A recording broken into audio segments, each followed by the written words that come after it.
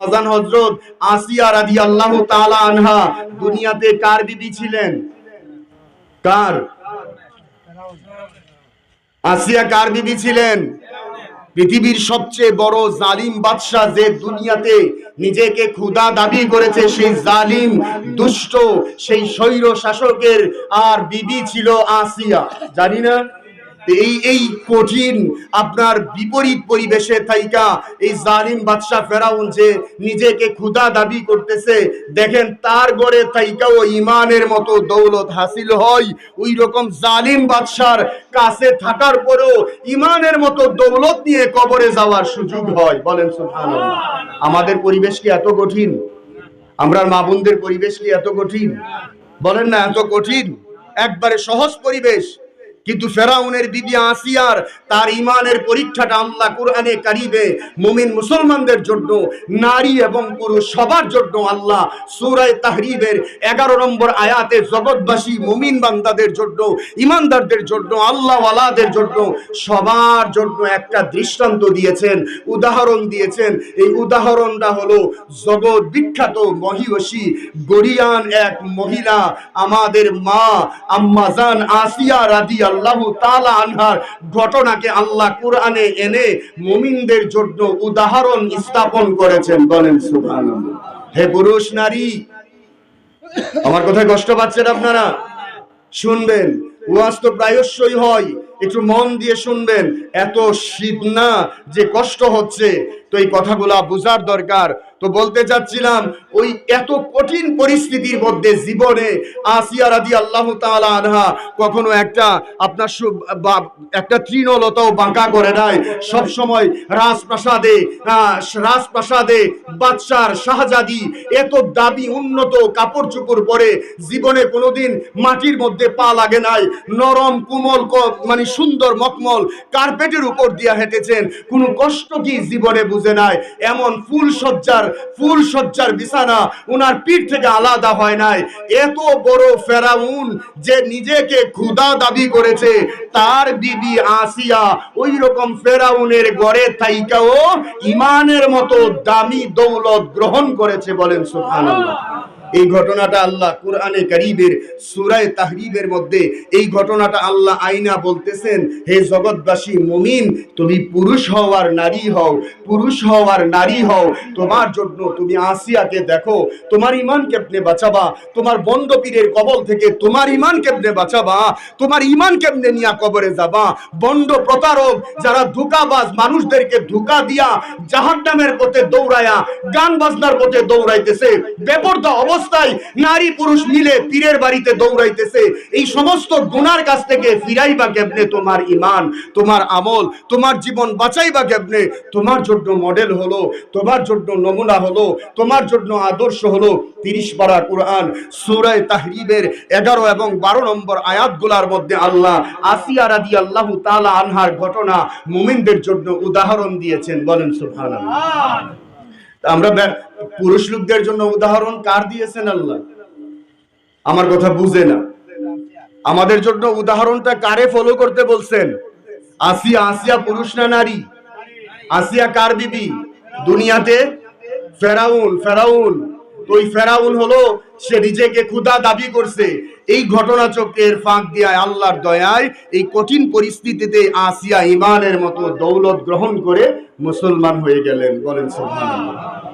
এই কথাটা যখন টের পাইছেন মিস্টার ফেরাউনে, এই টের পাওয়ার পরে তো সে মহারাগান্বিত হলেন। আপনি এখানে নিজেরে খোদা দাবি করেন, অথচ ঘরের মধ্যে আপনার বউই আপনাকে মানে না। সে মুসা নবীকে নবী বলে গ্রহণ করেছে, এক আল্লাহর একত্ববাদকে মেনে নিয়েছে। আপনার খুদাগিরি তো ঘরের মধ্যেই টিকবে না। তো ওইভাবে যখন মানুষ ঠাট্টা মশকারি করলো, খোঁজ নিয়ে দেখতে পাইলো যে আসলেই বিবি আসিয়া ইমানের মতো দৌলত গ্রহণ করে, মুসা আলাইহিস সালামের শরীয়ত গ্রহণ করে, ইমান গ্রহণ করে মুসলমান হয়ে বসে আছেন, ইমানদার হয়ে বসে আছেন। এখন তো খোদা সাহেবের খুব প্রেস্টিজে লাগলো, আমার বউ আমারে খোদা মানে না, তার উপর প্রেশার আসলো, তার উপর পরীক্ষা আসলো, তাকে টর্চার করা আরম্ভ করলো, তাকে যত সম্ভব ঘরের মধ্যে নানাভাবে তাকে শাসাইলো। তুমি আমাকে খোদা বানো, তুমি আমাকে খোদা বানো, তুমি মুসার ধর্ম কেন গ্রহণ করলা, তুমি আমাকে বানো আমার বিবি হয়ে, তুমি যদি আমাকে না মানো তা আমার খোদাই আর কোন জায়গায় চলাবো। তো তাকে যত সম্ভব শাসালো, নিজের বিবিকে শাসালো। কিন্তু মন যখন একদিকে চলে যায়, মন যখন ইমানের মজা পেয়ে যায়, মন যখন আল্লাহর মারিফতের মজা পেয়ে যায়, মন যখন নবীর ভালোবাসা পেয়ে যায়, এই দুনিয়ার কোন ধরনের বাধা বিপত্তি আর মাঝপথে বাধা হয়ে দাঁড়াইতে পারে না। ঠিক কিনা বলেন? কোনোভাবেই পারলো না, যত সম্ভব শাসালো, সে কোনোভাবেই মানলো না। শেষ পর্যন্ত ওনার খাবার দাবার দিয়া কষ্ট দিল, ক্ষুধার দ্বারা খাবার বন্ধ করে কষ্ট দিল, যত ভাবেই চেষ্টা করলো কোনোভাবেই পারলো না। নানাভাবে চেষ্টা করে আসিয়াকে ইমান থেকে ফিরাইতে পারলো না। ও প্রাণের মা আর বোনরা, আপনারা কি আসিয়ার নাম শুনেছেন? আপনারা কি আসিয়া রাদিয়াল্লাহু তাআলা আনহা আমাদের মা, এই মা কেমনে ইমান বাঁচাইছেন ওই ফেরাউনের ঘরে থাইকা? আর আমার ইমান তো উনাদের মতো কঠিন না, আমার ইমান তো বাঁচাই হবে, আমার ইমান তো দুনিয়ার কোন ভণ্ড প্রতারক আমার ইমান তো নিয়ে গেলে আমার তো আর উপায় থাকবে না, উপায় থাকবে না। এখনই বুঝেন, কোরআন মানেন, আসিয়ার কথা স্মরণ করেন, খাদিজার কথা স্মরণ করেন, আয়েশার কথা স্মরণ করেন, ফাতেমার কথা স্মরণ করেন। উনারা আমাদের জীবন, উনারা আমাদের দৃষ্টান্ত, উনাদেরকে অনুসরণ করে আমাদের চলার দরকার। ঠিক কিনা বলেন? শেষ পর্যন্ত ফেরাউন বলল, তাকে যেহেতু ইমান থেকে সরানো যায় না, একটা কাজ করো। এ ভাই লক্ষ্য করে শুনবেন, অন্য মনস্ক হবেন না। আপনাদের কষ্ট হচ্ছে, এই কথাগুলো জানার দরকার কিনা, এগুলা ভালো রকম জানার দরকার।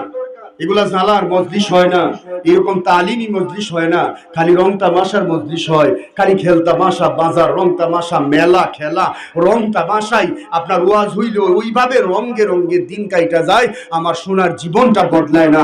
আমি যেই সেই, আমি যেই সেই, আমার জীবনটা আর বদলায় না।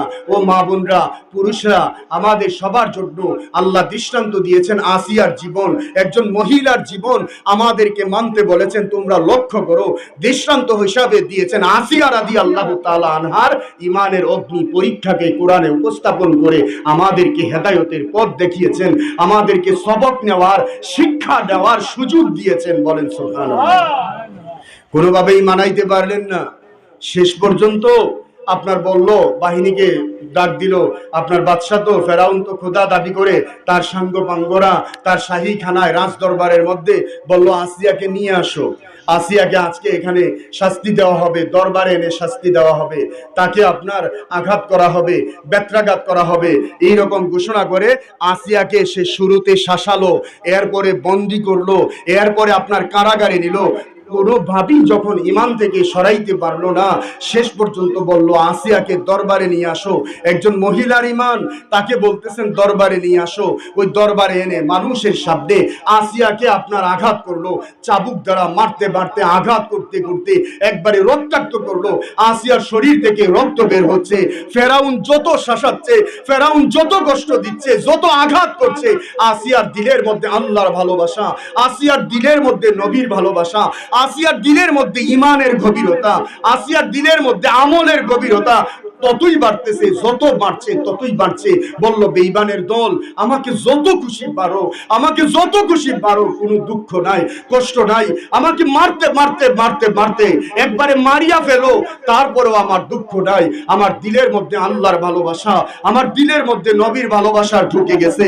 আমাকে এই ভালোবাসা থেকে দুনিয়ার এই কষ্ট দিয়া, শাস্তি দিয়া, জেলখানা দিয়া, কয়েদখানা দিয়া আমাকে ঈমান ইসলাম থেকে সরাইতে পারবা না। বলেন এই ঘটনা আল্লাহ কোরআনে কারিমে এই আসিয়াকে দৃষ্টান্ত হিসাবে দিয়েছেন। ওয়াজারাবাল্লাহু মাসালাল লিল্লাযিনা আমানু ইমরাআতা ফিরআউন, এই জগৎবাসী মুমিনদের জন্য ফেরাউনের বিবি আসিয়াকে দৃষ্টান্ত হিসাবে উপস্থাপন করেছেন। একটু লক্ষ্য করেন, কষ্ট যখন বাড়তে আরম্ভ করলো, শেষ পর্যন্ত বেত্রাঘাত করলো, রক্ত ঝরলো, কাপড়গুলা মারার কারণে ছিঁড়ে গেল, এমন একটা কঠিন পরিস্থিতিতেও আসিয়াকে ঈমান ইসলাম থেকে সরাইতে পারে না। শেষ পর্যন্ত বেঈমানদেরকে লক্ষ্য লক্ষ্য করে বলল, আসিয়াকে শুলির মধ্যে চড়াও, আসিয়াকে শুলির মধ্যে চড়াও। আসিয়ার ব্যাপারে নির্দেশ হলো ইমানের কত কঠিন অগ্নি পরীক্ষা। আসিয়াকে নির্দেশ দিল যে তাকে শুলির মধ্যে চড়াও। শুলিটা কেমন ছিল জানেন? শুলিটা ছিল আসিয়াকে রাজ দরবারের মধ্যে খুঁটির সঙ্গে এইভাবে হাত দুটা এভাবে আপনার ছড়িয়ে হাতগুলার মধ্যে কাঠের সঙ্গে, ডান হাতে আপনার কাঠের সঙ্গে পায়ার সঙ্গে পেরেক মারলো, বাম হাতের মধ্যে পেরেক মারলো, ডান পায়ে মারলো, বাম পায়ে মারলো, হাতুড়ি দ্বারা, লোহার পেরেক দ্বারা, মোটা রড দ্বারা ওনার হাতের মধ্যে ঢোকায়া ওনার হাতটাকে আপনার পায়ার সঙ্গে আপনার পিলারের সঙ্গে আটকিয়ে দিল। এইভাবে পা গুলাকেও, হাত পা সবগুলাকে রড দ্বারা এইভাবে আটকাইয়া এরপরে নির্দেশ দিল আসিয়ার শরীর থেকে বেঈমানদেরকে ফেরাউন নির্দেশ দিল, তার প্রিয় বিবি তার ব্যাপারে নির্দেশ দিল লোকদেরকে এইভাবে শুলির মধ্যে চড়ায়া বলতেছে আসিয়ার শরীর থেকে এখন এই জীবন্ত অবস্থায় তার শরীর থেকে খঞ্জর দিয়া গুস্ত গোলা আস্তে আস্তে খুলিয়া তাকে নির্মম কষ্ট দিয়া দুনিয়া থেকে বিদায় করো। নাউজুবিল্লাহ। আসিয়ার জীবনে এত কঠিন অগ্নি পরীক্ষা। ও মা বোনরা, আসিয়া রাদিয়াল্লাহু তাআলা আনহা ইমানের জন্য কত কঠিন পরীক্ষা দিয়েছেন, ইমানের জন্য কত কঠিন পরীক্ষা দিয়েছেন। যখন আসিয়ার শরীর থেকে গোশতগুলা খুলতেছে তখন ওনার একটু কষ্ট, যখন এতক্ষণ পর্যন্ত ইমানের যে মজা স্বাদ ভোগ করতেছেন, যখন আপনার পেরেক মারার পরে শরীর থেকে গোশতগুলা খুলতেছেন, এমন অবস্থায় উনি বলতেছেন যে আল্লাহর কাছে আকাশের দিকে চেয়ে হাত তুলে একটু দোয়া করতেছেন। এটাও আল্লাহ কোরআনে উল্লেখ করতেছেন, দোয়া করতেছেন, রব্বি ইবনিলি ইনদাকা বাইতান ফিল জান্নাহ ওয়া নাজিনি মিন ফিরাউন। ওগো আল্লাহ, ওগো রব্বে কারীম আল্লাহ, আমি তো একটা দুর্বল নারী, আমি তো একটা দুর্বল মহিলা, আমি তো আপনার গোলাম, আমি তো আপনার একটা বান্দি দুর্বল মহিলা। আপনি তো দেখতে পাচ্ছেন আমি আপনার জন্য, আপনার নবীর জন্য কিভাবে শাহাদতের অমীয় সুধা নির্মম ভাবে পান করতেছি। আপনি তো দেখতে পাচ্ছেন আমার এই নির্মম অবস্থা। আল্লাহ গো, আপনি দয়া করেন, আপনি দয়া করে আমাকে আপনি আমার জান্নাতটা দেখায়া দেন, আমার বেহেশতটা দেখায়া দেন, আমার জান্নাত দেখায়া দেন। আল্লাহর কাছে ওই শুলির মধ্যে চড়ানো অবস্থায় আসিয়া আল্লাহর কাছে চাইতেছে, আবদার করতেছে, আল্লাহ আপনি তো দয়াল, আপনি তো রহমান, আপনি তো দেখতে পাচ্ছেন আমি দুর্বল নারী, আমি অসহায় নারী, আজকের এই কঠিন পরিস্থিতিটা আপনি দেখতে পাচ্ছেন।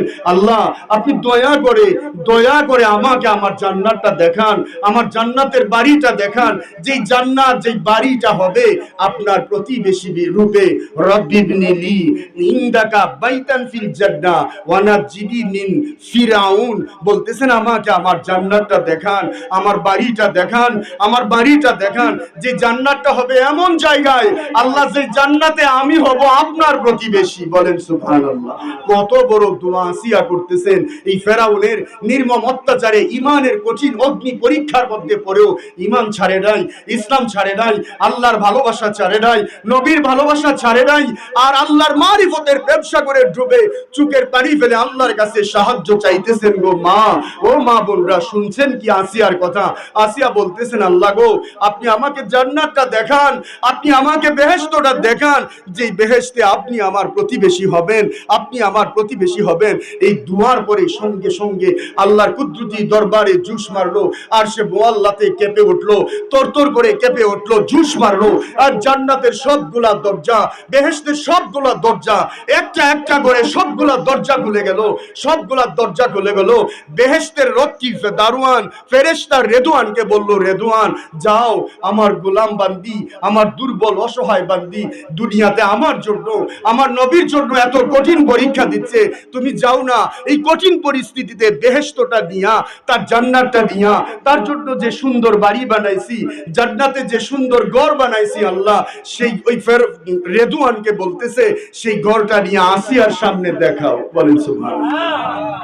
আল্লাহ এই কঠিন পরিস্থিতিতে জান্নাতের সবগুলা দরজা খুলে গেল, সবগুলা দরজা খুলে গেল। আল্লাহর আরশে মোয়াল্লা কেঁপে উঠলো একটা নারীর আহাজারিতে।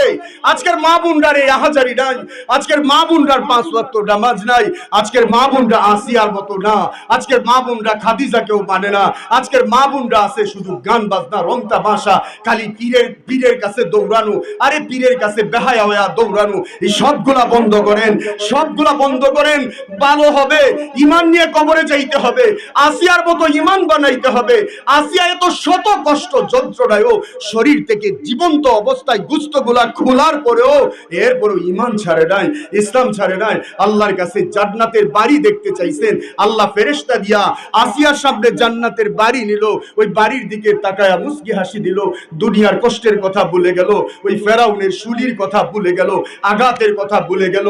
এই খুশিতে মুস্কি হাসি দিয়েই এর ফাঁক দিয়ে আল্লাহ কুদরতি ভাবে আজরাইল মারফতে ওনার জানটাকে আল্লাহ আসানের সহিত জান্নাত দেখায়া, বেহেশত দেখায়া আপনার জান্নাতে এই জানটা কবজ করে নিলেন। সুবহানাল্লাহ।